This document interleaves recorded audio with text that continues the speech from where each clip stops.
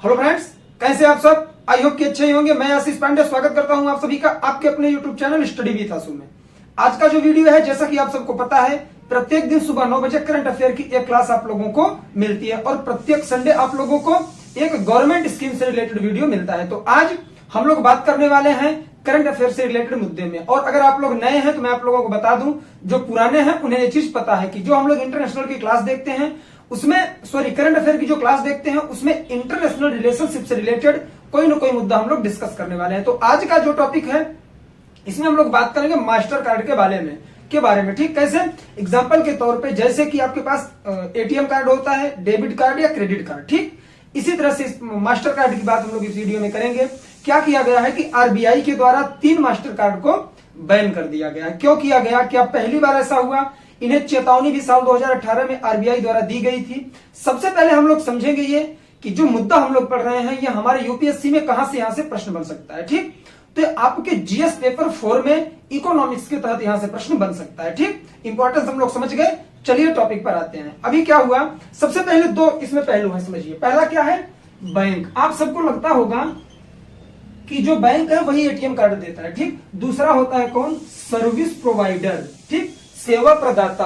तो जो हमारे पास अकाउंट नंबर होता है, जो हम बैंक में अपना डिपॉजिट करते हैं या फिर वहां से विड्रॉ करते हैं, वो तो हम लोग अकाउंट से करते हैं। लेकिन जो हम लोग कार्ड के माध्यम से करते हैं, आप लोगों को लगता होगा कि जो आपके पास एटीएम कार्ड है या डेबिट कार्ड है, क्रेडिट कार्ड है, वो बैंक ने आपको प्रोवाइड करवाया है। ऐसा बिल्कुल नहीं है। क्या होता है कि बैंक एक तरह से माध्यम होती है, लेकिन ये सेवाएं कौन देती हैं? अलग से कंपनियां देती हैं। उसका एग्जांपल मैं आप लोगों को बताऊंगा।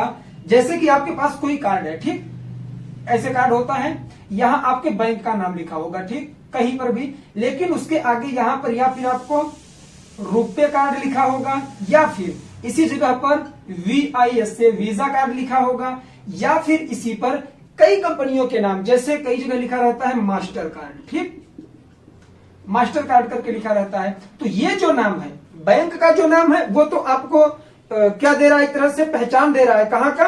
बैंक का, कि आपका अकाउंट किस बैंक में है। लेकिन जो कार्ड आपके पास है ना, वो एक स्पेशल कंपनी आपको प्रोवाइड करती है। जैसा कि मैंने एग्जांपल दिया, जैसे RuPay card, visa card, master card, या फिर बहुत सारी कंपनियों के कार्ड होते हैं। एटीएम पे लिखा होगा। अगर आप लोगों के पास एटीएम कार्ड या फिर डेबिट क्रेडिट कार्ड कोई सा भी हो, उसे निकाल कर देखिए तो ये चीज आप लोगों को मिल जाएगी। भारत में ज्यादा से ज्यादा मात्रा में अब रुपए चल रहा है। कब से? साल 2014 में, जब से जनधन योजना लाई गई, सब लोगों का अकाउंट ओपन हुआ। तो आप सबको पता होगा कि इंडिया में 85% लोग क्या करते हैं? एटीएम कार्ड का यूज कर रहे हैं। ठीक, टॉपिक पर आते हैं। तो ये आप लोग समझ गए कि ये जो कार्ड होता है ये कंपनियां हमें प्रोवाइड करती हैं एक सेवा के रूप में, लेकिन बैंक के माध्यम से देती हैं। तो आप लोग ये गलतफहमी मत पाला करिए कि बैंक हमें क्या देता है? ATM card. बैंक बिल्कुल नहीं देता। ठीक, वो एक सेवा प्रदाता होता है, अलग से कंपनी होती है, बैंक के माध्यम से आपको प्रोवाइड करती है।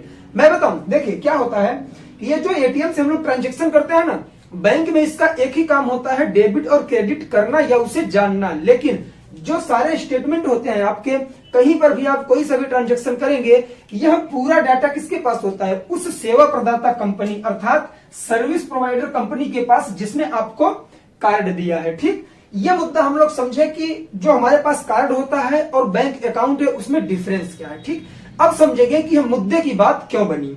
ठीक, देखिए क्या होता है, साल 2018 में आरबीआई चेतावनी देती है। किसे?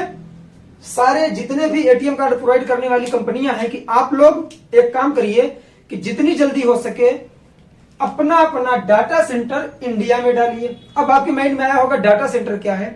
आप लोग फेसबुक, इंस्टाग्राम, ट्विटर, कोई भी सोशल मीडिया अकाउंट यूज करते हैं, वहां आप अपनी इमेज वगैरह अपलोड करते हैं। मान लीजिए आपने आज के 10 साल पहले कोई फेसबुक अकाउंट बनाया था और उसमें एक इमेज आपने अपलोड की थी या फिर कोई चीज आपने वहां पर पोस्ट की थी लिखित रूप में। लेकिन अगर आप आज भी चाहोगे तो वह डाटा आपको मिल जाता है। कैसे?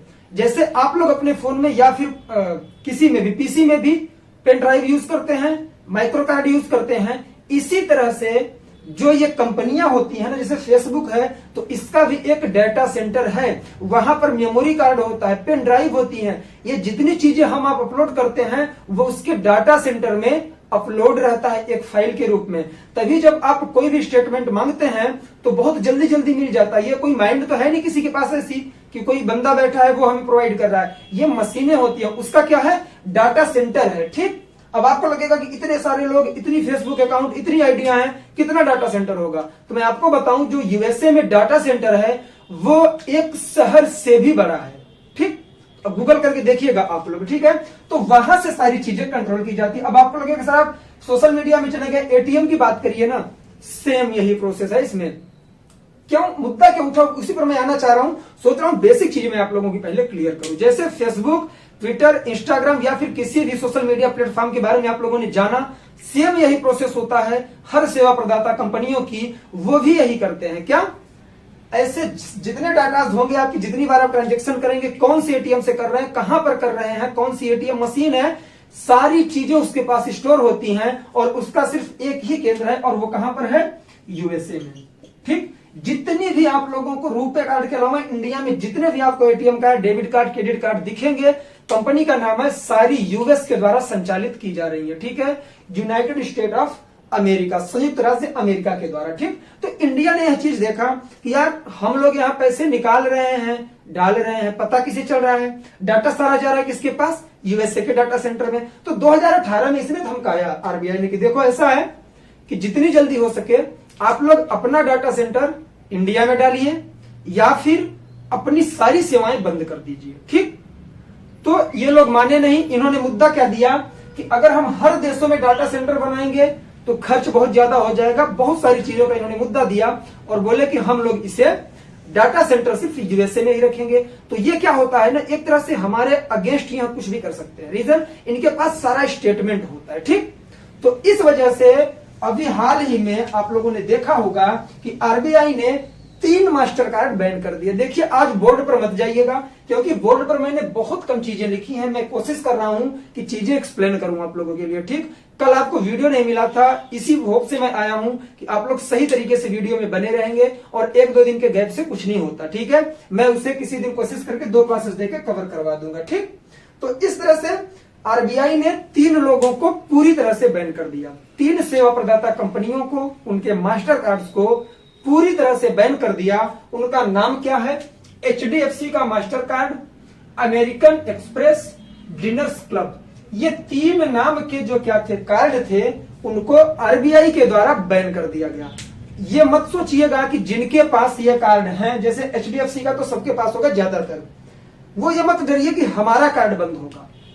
जिन जिन के पास वो कार्ड है वो चलेगा, बट आज की डेट से अब आप नया कनेक्शन नहीं दे सकते, नए लोगों को आप प्रोवाइड नहीं करवा सकते। ये आरबीआई ने दिया है अपने लिखित तौर पे। ठीक, किन्हें, इन 3 कंपनियों को, एचडीएफसी के मास्टर कार्ड को, अमेरिकन एक्सप्रेस को, साथ ही साथ डिनर्स क्लब। ये 3 जो है ना, तीनों यूएसए के द्वारा बहुत तेजी के साथ इंडिया में चलाए जाते हैं। ठीक, तो इन्हीं तीनों को बैन किया गया है। अच्छा एक बात बताइए, आप लोगों के माइंड में एक चीज आएगी नहीं, इंडिया कह रहा है कि वहां तो रखिए ही डाटा सेंटर अपना, हमारे इंडिया का जो डाटा है, जैसे कि रुपे कार्ड है इंडिया का है, तो इसका डाटा सेंटर इंडिया में बनाया गया है।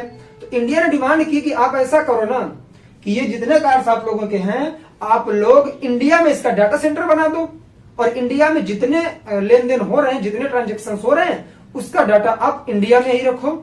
तो आप लोगों के माइंड में एक चीज नहीं आई कि टेक्निकल दुनिया में लोग इतने आगे निकल चुके हैं। चलो मान लिया वो लोग बना के रख दिए, कल को टेक्नोलॉजी के माध्यम से डाटा चोरी कर लिए, हमें कैसे पता लगेगा? उसके लिए पता क्या बनाया गया है, CERT। ठीक, CERTIN इंडिया। ठीक है, ये पता क्या होता है, अगर कोई भी साइबर क्राइम हो रहा है, कोई भी चीजें जो इलीगल तौर पर हो रही हैं, उन पर निगाह रखता है इंडिया की एजेंसी है साइबर क्राइम की। इसे याद रखेंगे। ठीक, आप लोग इसे सर्ट इन भी बोल सकते हैं। सर्ट इन का मतलब यह नहीं कि शर्ट अंदर करके पहनना। ठीक, ये एक एजेंसी का नाम है जो साइबर क्राइम्स को डाउन करती है या कम करती है यहाँ पर। ठीक, तो इतने सारे फैक्ट थे, आप लोग समझ जाइए। अब कुछ हम लोग इंपॉर्टेंट फैक्ट के बारे में अगर बात करें कि इंडिया से रिलेटेड कुछ फैक्ट कैसे हैं, तो इंडिया में जो एटीएम कार्ड यूज किए जा रहे हैं, जिसे हम लोग डेबिट कार्ड बोलते हैं, 90.23 करोड़ लोगों के पास। अब कहेंगे अरे सर कितनी बड़ी झूठ बोल रहे हो, भारत की तो आबादी ही 121 करोड़ है और इतना बता रहे हो। तो भाई देखो, हर व्यक्ति के पास ज्यादा से ज्यादा लोग 3 से 4 एटीएम कार्ड यूज करते हैं या 4 से 5, ठीक। तो इस वजह से इसकी मात्रा बढ़ी हुई है। क्रेडिट कार्ड कुल कितनी है, तो 6.23 करोड़। ये डाटा कब का है, तो मई 2021 तक का डाटा है कि इंडिया में कुल एटीएम कार्ड, जिसे हम लोग डेबिट कार्ड बोलते हैं, 90.23 करोड़। कुल क्रेडिट कार्ड, जिससे कि आपको लोन जल्दी मिल जाता है, 6.23 करोड़।